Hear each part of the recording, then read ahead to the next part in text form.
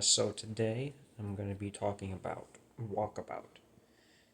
This is episode 4. It's the first Lock flashback episode. And I gotta say, this is just one of the best episodes of Lost. This is top 10 for sure, absolutely, without a doubt. I mean, and honestly, the part, what makes this episode so good is just the flashback story and Locke's story in general. I mean, the island stuff is interesting enough. You have Locke going after the boar, Kate and Saeed have uh, their technical quest they're going on. Radio transmitter or whatever. Saeed's always doing stuff like this in season one.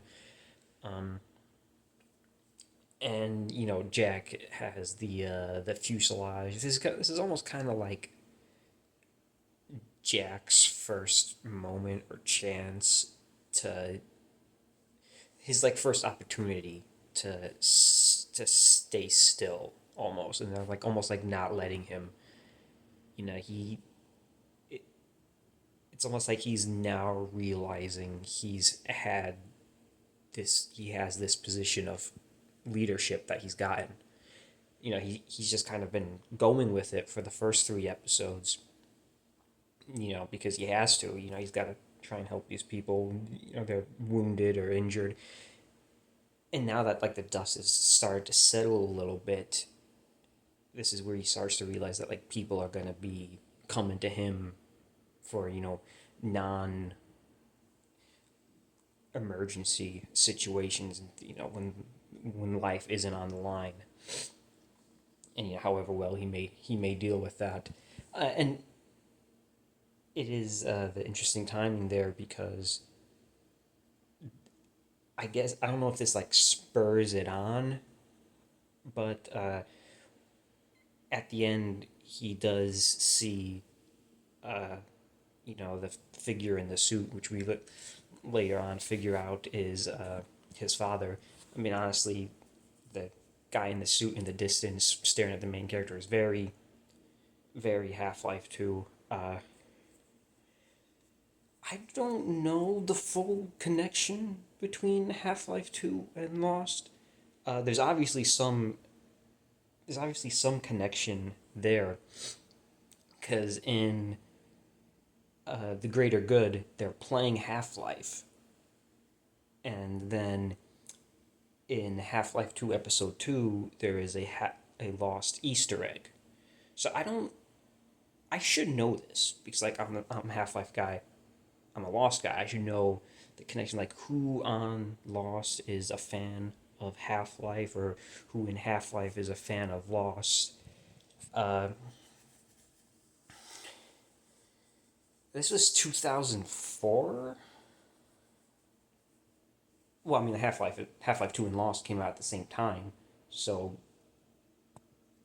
you know, obviously Lost referencing Half Life would have had to have happened first. So I guess it would have been Lost to repay that. What am I talking about? I can talk about this when that Easter egg actually happens in the episode. But the main crux of this is Locke's flashback and his story, and it's so well done because you're trying to figure out what this guy is. He's like this commando, guy going off into the jungle hunting stuff. Pack, got a dozen knives in his suitcase. And you're trying to figure out what this guy's deal is, and like all the flashback episodes do. I mean, all the flashbacks in this episode do is just continually paint him as more and more pathetic. Like just when you think he's got something, they like take it away. Because like you first hear him, he's referred to as general, right? And like, oh, he's in the military. Like, nope, he works at a box company with a douchebag supervisor.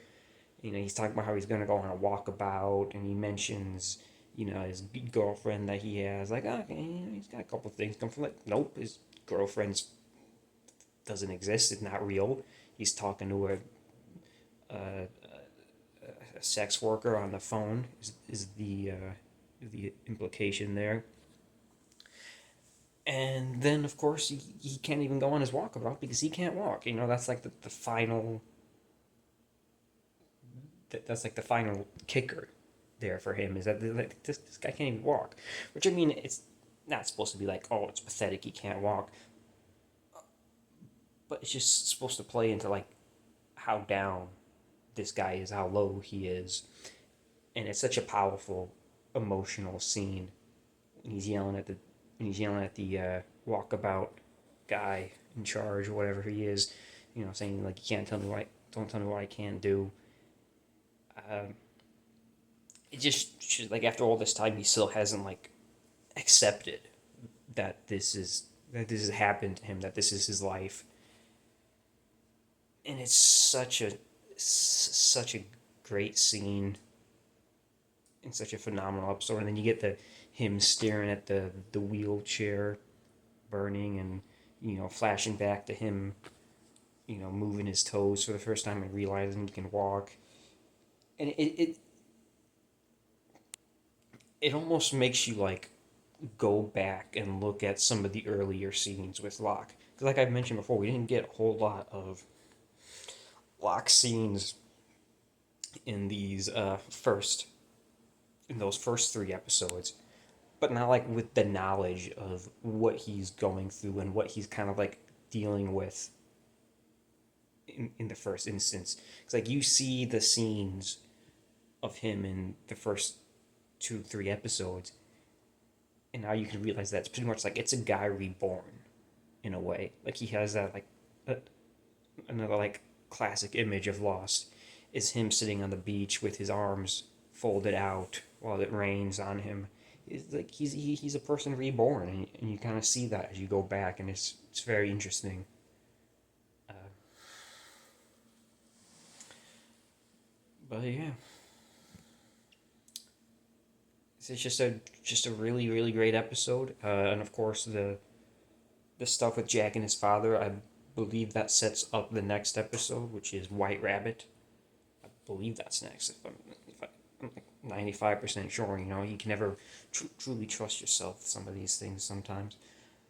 But yeah, I'm pretty sure White Rabbit is coming up next, and I'll talk about that tomorrow. And I'll see you guys then.